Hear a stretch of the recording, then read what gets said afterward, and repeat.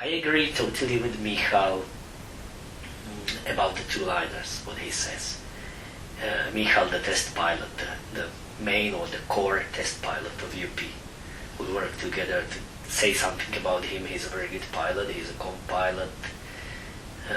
He's not flying comps very often now because doesn't have time, too busy with the job in UP. He has little kids, family, so priorities are different than flying the comps, but he's very talented. He started.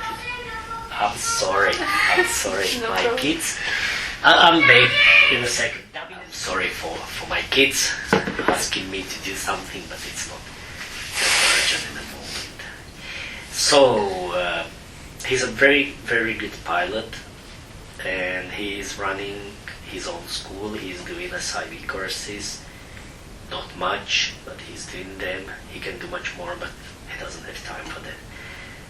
He's saying about two-liners altogether. In general, he's saying to fly a two-liner, you have to be an acro-pilot. Because there are moments when two-liners go out from the standard flying situation, and then if you are not used to react fast and proper way, your chance is much lower to recover or to get it under control again. Your chance is significantly lower. So Acro-pilot or SIV course? It's acro-pilot. Acro-pilot. Acro-pilot. He says for him, in he two-liner says or in acro-pilot acro-glider? on any wing, because Any to wing. start to fly safely two-liner, you have to learn aerobatics on another glider before. He says on a two-liner, you know, normally if you fly trunk or if you fly these categories of the wing, even Trango, what is just one step below when we are talking about UP range. If you have a problem, you can recover and the glider helps you a lot. You can recover if you have a cravat, for example. The cravat, for any reason, you made a mistake. Just because you had made a mistake, your reaction was too slow for the collapse, or the opposite, you overreacted. You have a collapse on the right side, you put the left hand too much down, then you realize that, you release that left brake and the glider overshoots and went in the lines and you have a cravat. You're a mistake, you made a mistake. We are just human, we are doing mistakes.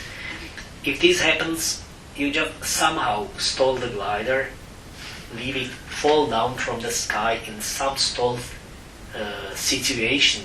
It's not necessary. You make it precise like an acro-pilot, tack, tack, tack, tack. You just somehow stall it and then it goes out and you release the brakes and it flies. That's the situation with the standard wing, even that high performance. This doesn't work on two-liners. This just simply doesn't work. You have to do it the right way, because if you make a mistake and you do not know how to recover the glider, you don't feel that exactly where is the stall point, where to release, how much to release, and so on. There is a big risk. You make it even worse than it was at the beginning. So that's the problem. That's the reason why there are so many rescues on two-liners and so on. So of course, if you buy a two-liner, probably it's good if you train on SIV, how to make stalls, especially stalls with the wing. Where is the stall point? In the same glider, right? It's good to make it, but on another hand, You need it's to. quite. On another hand, it's very expensive. Yes, These gliders that's are very very expensive, and it would be really tricky to learn all these high-level aerobatics or high-level piloting skills. So I agree with Michal with his opinion as an opinion of very, very good and very experienced pilot, that you should learn this on some small freestyle wing, acro wing, on some kind of the wing like that, and then with that experience to start to fly two-liner, no matter which two-liner it is. Still, it is like Formula One, of course. it's different if you fly some or any CCC or any. What about CCC? CCC, it's another topic. It's another topic. Don't mix the things together. So I agree with Michal about this question. I think it's, but I've been every time the man who was slowing down the people around me to buy a new wing, higher class wing. Every time it was me, whenever it was, in UP or in my school or in another school in Axis, every time it was me saying, don't buy this, you don't need this category. So I think those people who want to buy this category of the wing, I would suggest them to buy it if these are really people they know that they should buy it. Mm-hmm. If those are the people they don't know because they are waiting for the answer of someone, should I buy it or no, they shouldn't buy it. That's my opinion. If someone is coming to me and asking should I buy 2-liner or should I stay with a 3-liner, I would say don't buy it. Just because this is a category of the wing, those people know exactly. Yeah. But it's an experience. It's an experience you have, and yes, I'm ready for that. It must be here. It must be here everywhere. I can give an advice to someone who is asking me if he should buy Lotse or Makal. I'm used to say, I need to see you flying or ground handling the glider, and then I can give you this answer. Then you can get the answer from me. So the best is if you get the answer from the school, from the instructor you are used to fly with, or let's go to fly together. And after I see you on the takeoff with your glider, I can tell you should stay with this category or you should jump the category above.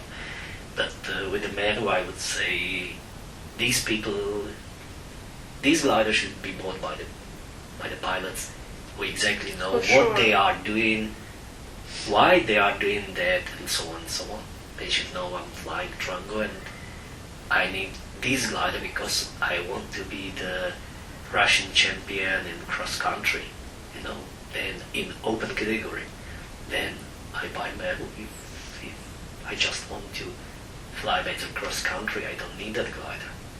Yeah, that's not only for the competition. I can stay with Trango. I can stay. If I want to fly cross country, I can stay with Trango because if it's just I want to improve in competitions, in cross country, it's here. It's not there. It's here. It's the conditions and my brain how it can use the conditions.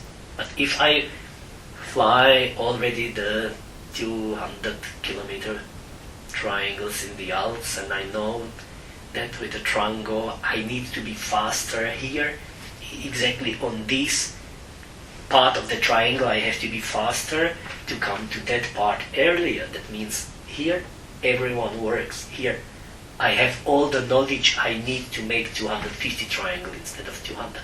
Here everything is planned, and it's not like a coincidence that I have made 200 kilometers or that I have followed the tracks from last year.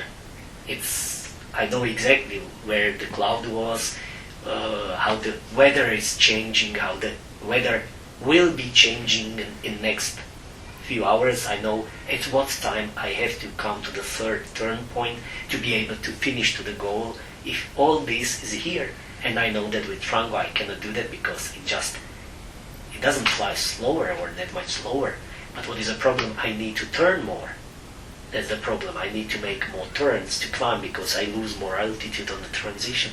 That means if we fly together on the same speed and we come to this point, you with the Mero can continue and I need to climb, I lose the time. If I know that this is a problem for me and I have to improve, I have to change to another glider because this is the point what stops me in the having a result, then okay, I would suggest think about your hands if they are good enough. Your brain is very good because that's my situation. My brain is a very experienced cross-country pilot, but the last years I'm not flying complex. I'm flying from ascent to tandem, all the gliders. Basically the glider what we are doing now, what we are working for the next season on.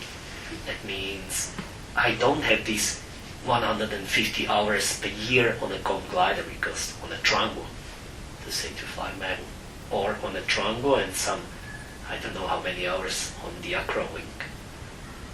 There is another topic. I'm 50 years old, I have little kids, and I have no reason to fly two-liner, personally. I'm not flying comps, I do not fly comps anymore. That's really we have pilots who is ready for CCC. Do you have any news? Are you jump working? to the CCC again.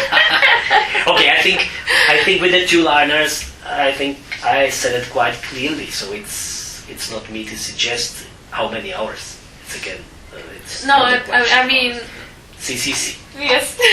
CCC. And then the situation is we are working on. With this glider. We have something, it flies well. Michal is with the glider now, is in Italy with last of the Protos. It seems to be on a good way, but it's early to say if we finish the glider or not. With the CCC there is one problem. To be successful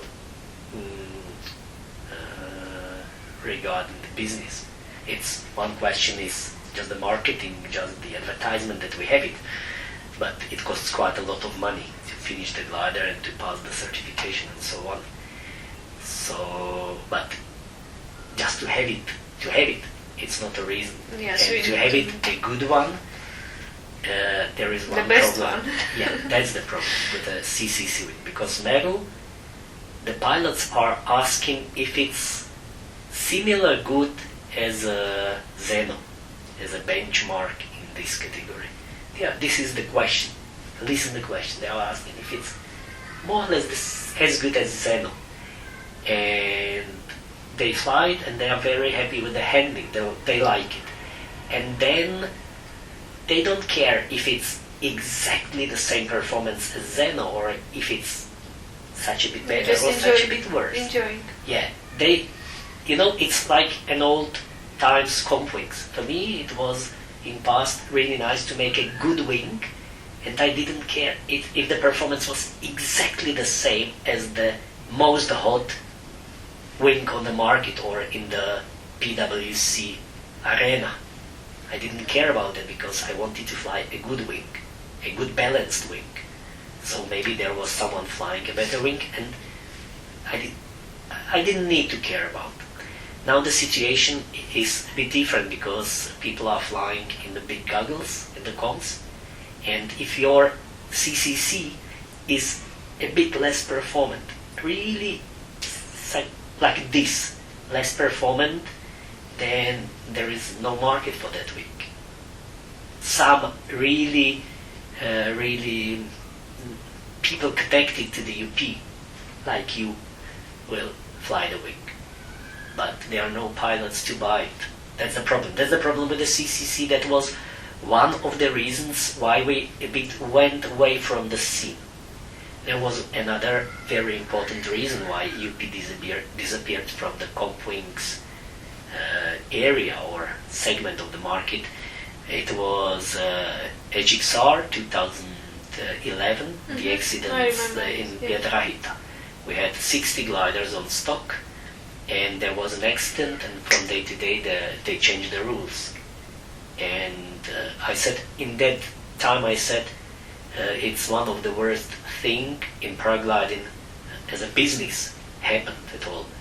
These new rules, the accident, of course, it was a fatal accident for 2 people, bad for 2 families, for people around them. It's something really bad.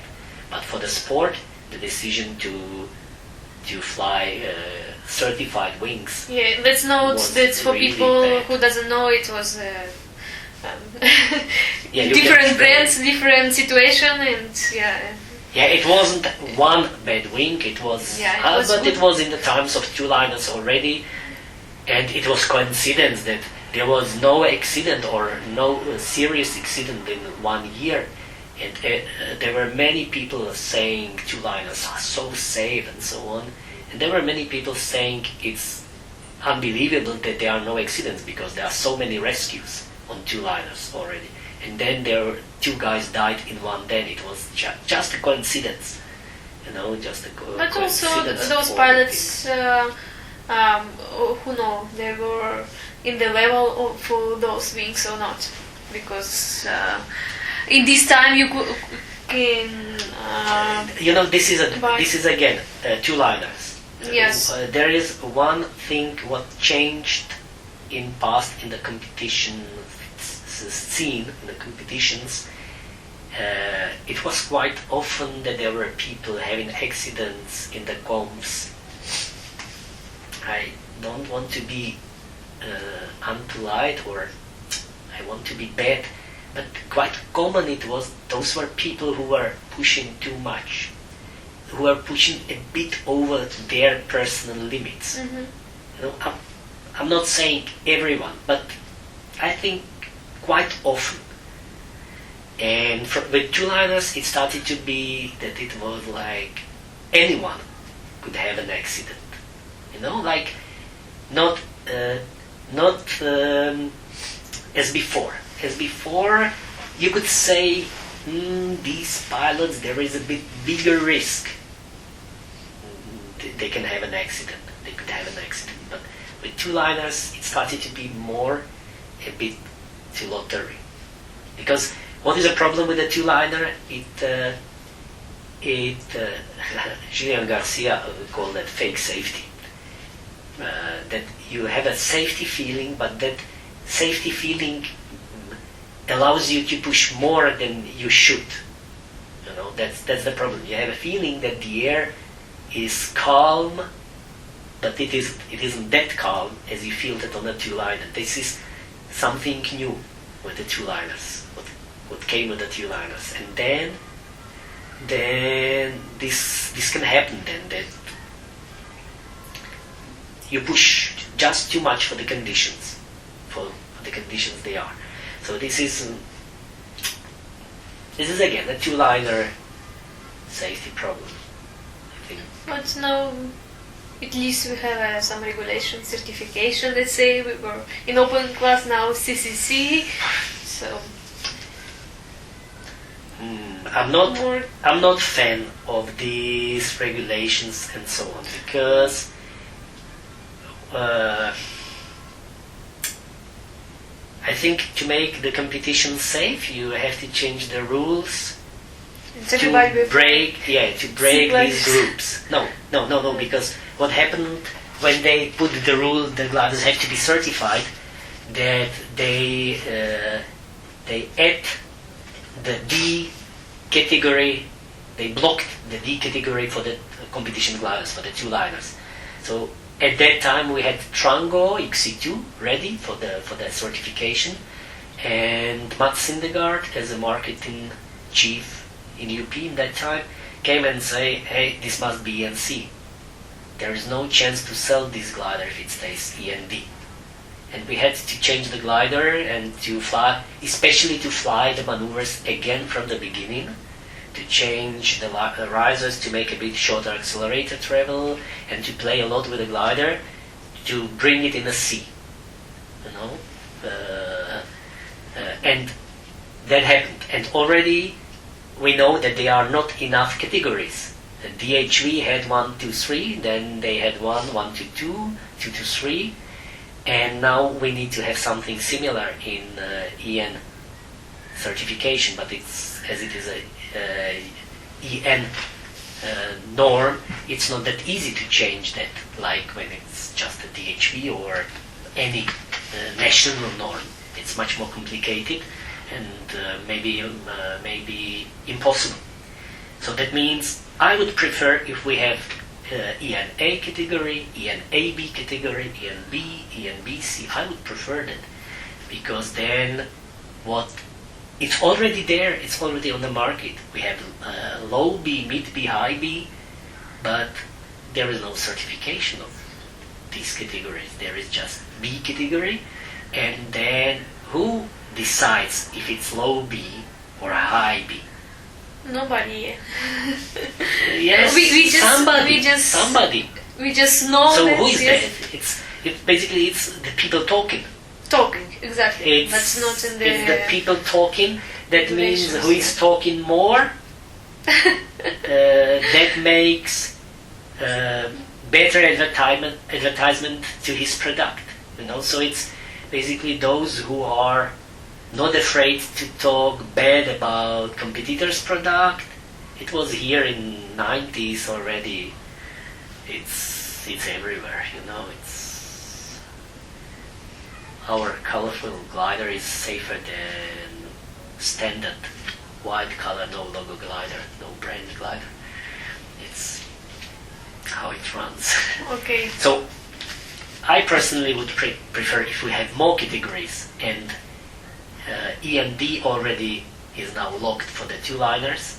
So now, like, Django went, and this category of all the Ds went into the C, and all Cs went to the B. It was already there. There were some gliders pushed into B, and they were really on the edge between B and C.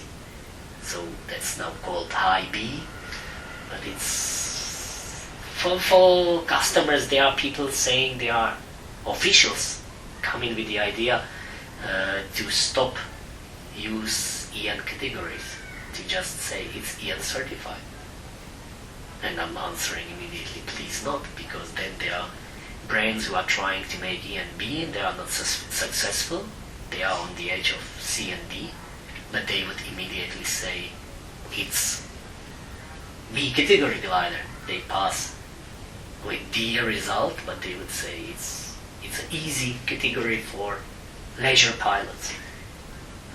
Because there is just one maneuver. It's not that easy, but it never happens. So we need categories, and I personally would prefer if we have more categories, but I don't expect. Maybe it will happen soon. I don't expect that. I don't No? expect that the EN norm will be changed. I think it's quite tricky. It's the process is quite complicated to change anything in these norms. So this is what I think. Maybe I'm wrong. I would be the first that would say it's good. On the other hand, I don't hear any sounds or any voices talking about this from the professionals, from DHV or from aircraft class. I don't hear anything about that, so I think there is nothing in process. And to make it good, it needs a long process and quite a lot of people to be involved to make it well. So I don't think we are going to have a good new EN norm soon. I don't think so. For the hike and fly, basically it's a lightweight brother of the Ascent, and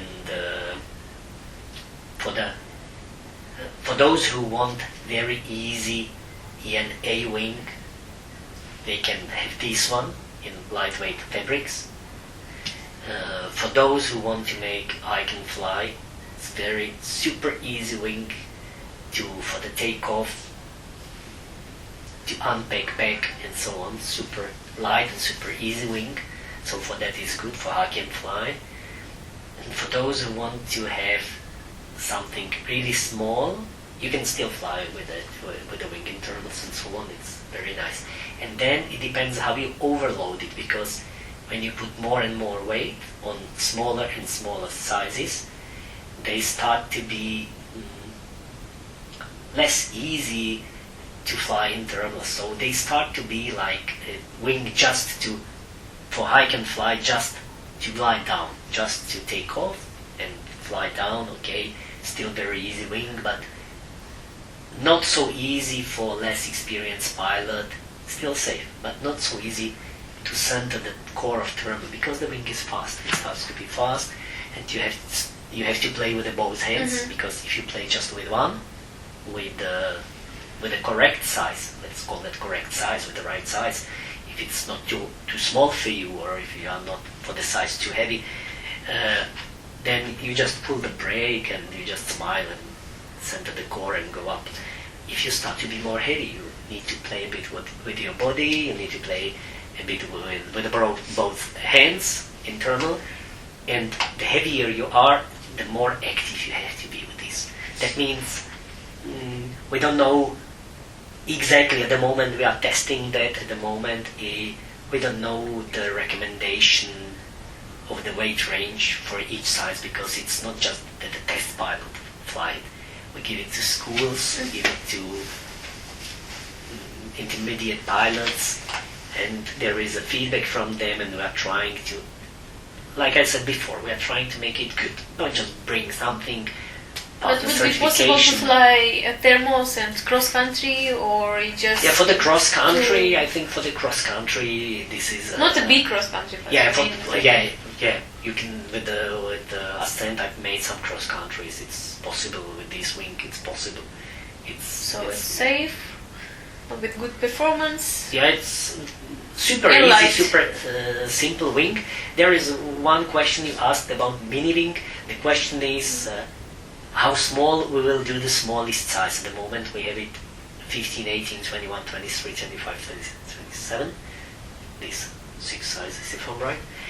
And we are still not sure exactly about the size 15 because it's really small. So we are trying to tune that size. The other sizes are very easy, very simple, and just we are talking about the maxi weight. Because, if you load it, for example, the 18, if you load it to 100 kilos, you can give it to almost beginner.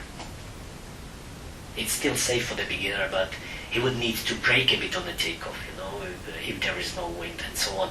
So that's like a range of use, range of the pilot, and so on. So it's quite a complex thing every time. And if he's 100 kilo, it's almost for beginner. If it's 110 kilo, it's a bit for more experienced pilot, because it starts to be like really a mini wing. It's not a typical, very agile bump jump mini wing. Maybe a big size of mana we can use for hack and fly tandem. Or another category. Yeah, new idea. I've been thinking about it.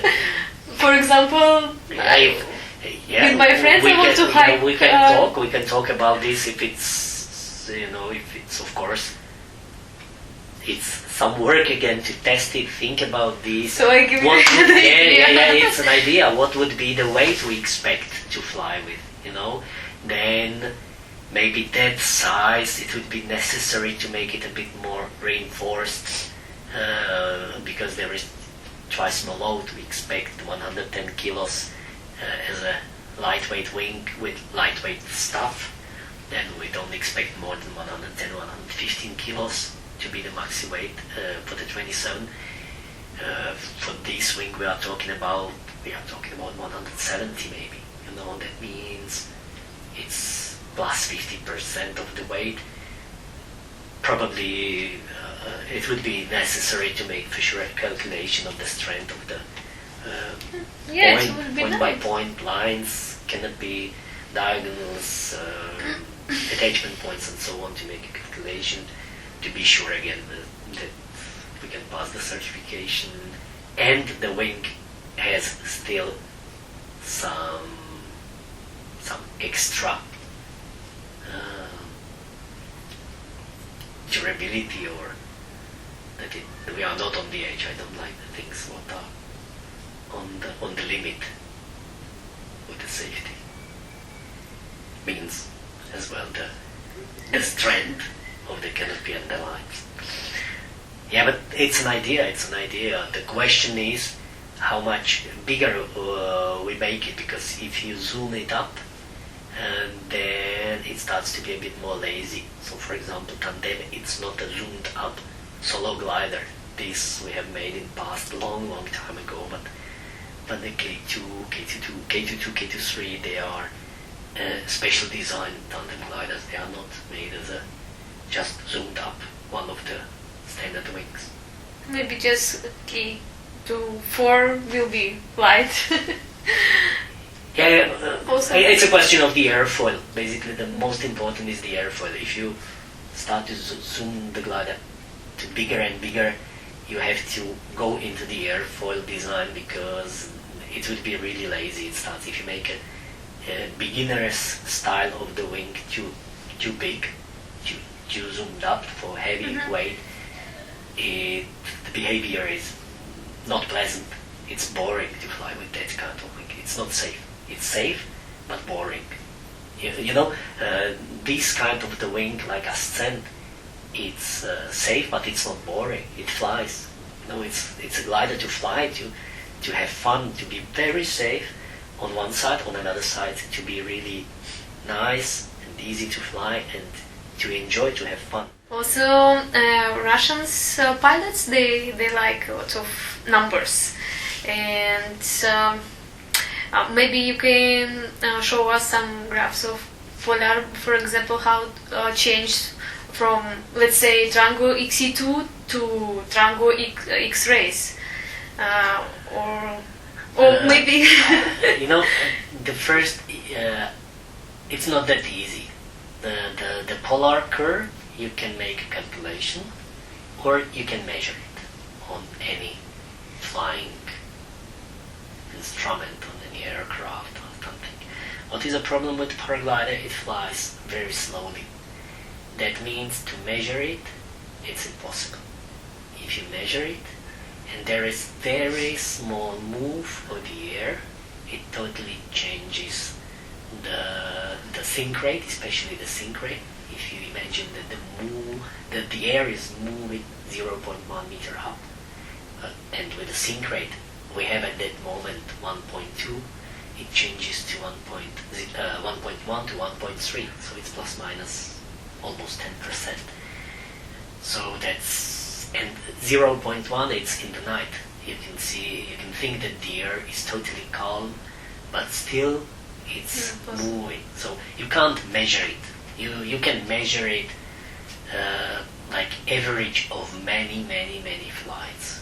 That's the way how you can do that on one side. So that's a question to measure the polar curve, and you can calculate that.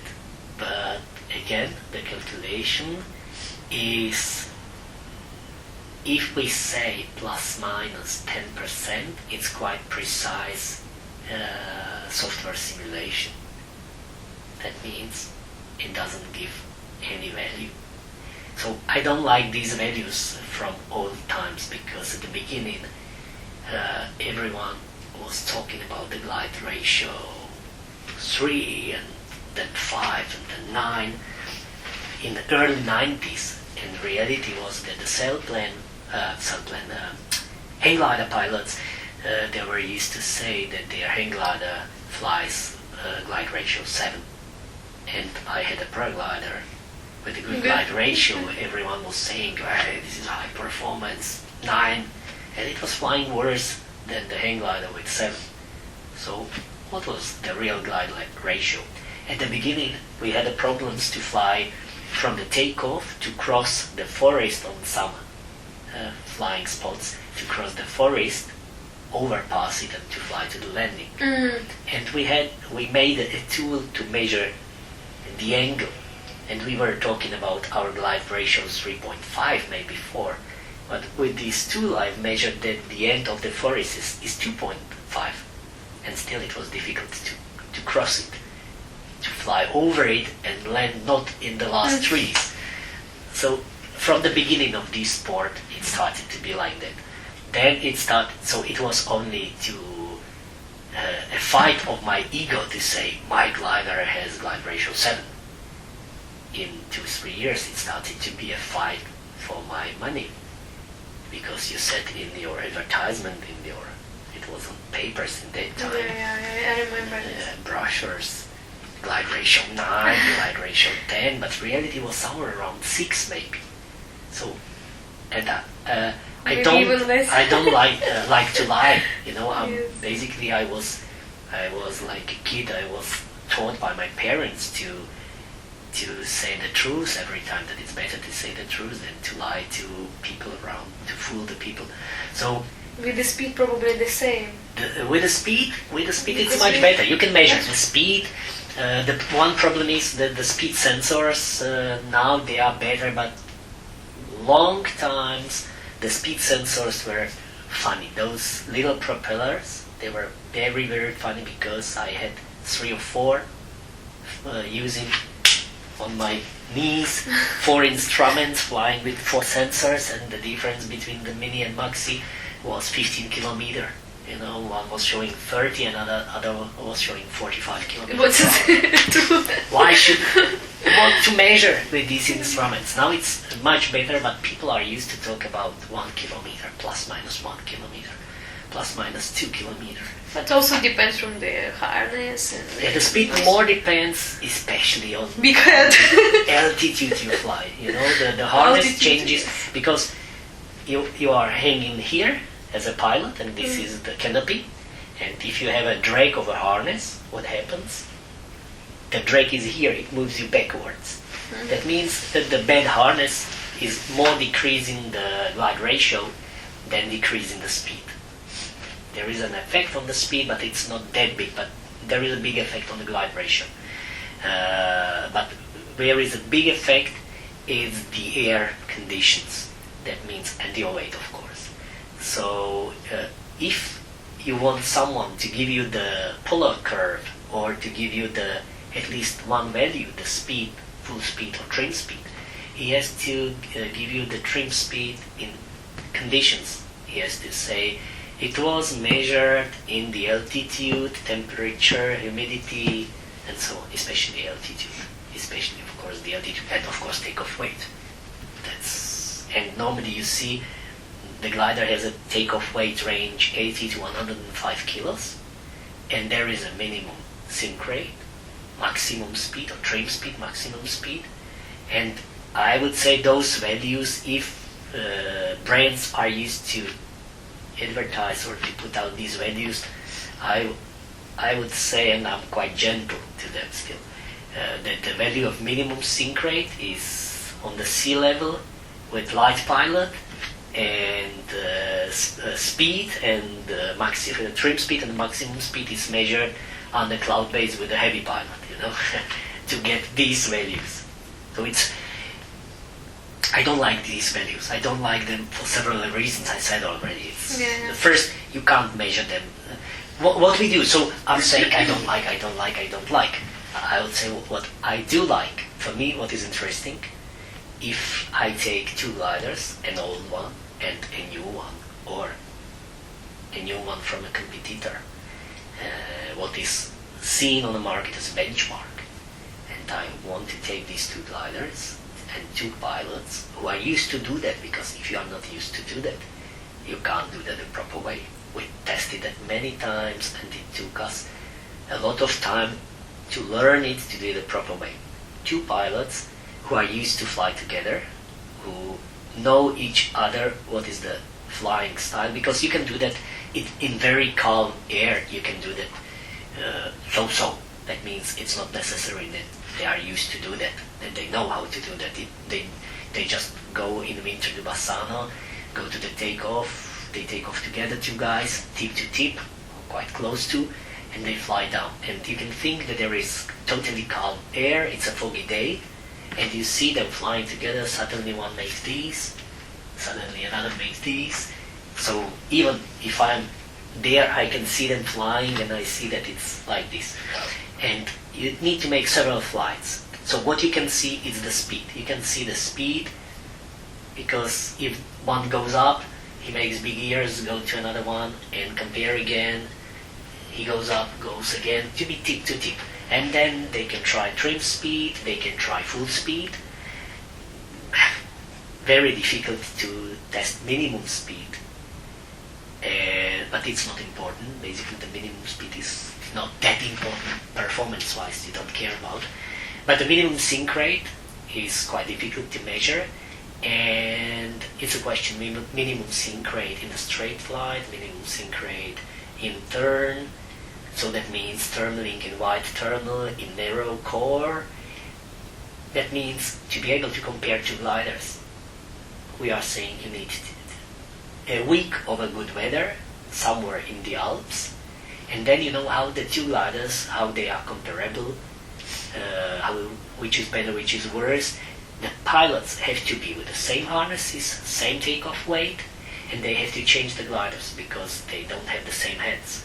They fly together, they change the gliders, and they say, okay, I'm climbing better in weak conditions, you are climbing better in strong conditions, you are better in the straight flight, around the ridge, your glider, this one glider has an advantage. They change the gliders, try again, and they have to make many flights to make an average, because it can happen from first 5 flights, it seems 4 times one is better and another one is worse, and then you make another 20 flights and it's the opposite. So you need to make many flights to get the average, and this is the only way how to say one glider is better and one is worse. And again, you say one is better in this. One flies a bit faster. One flies 1 kilometer per hour faster. And it's easier than to measure 1 kilometer. The easiest way is to take the stopwatch and say the distance you gain one against the other in 10 seconds, 20 seconds, 30 seconds. Then you have to wait. The other reaches you because then you are in the different air mass. He waits, Yes. you come and you start again. And again the same speed bar, either full speed bar, half speed bar. So it's this is reality. This is reality. Yeah, this is reality. Okay. Thank you very much You're welcome. for your time. Yeah, I would like to charge your batteries and give you some feedbacks. I'm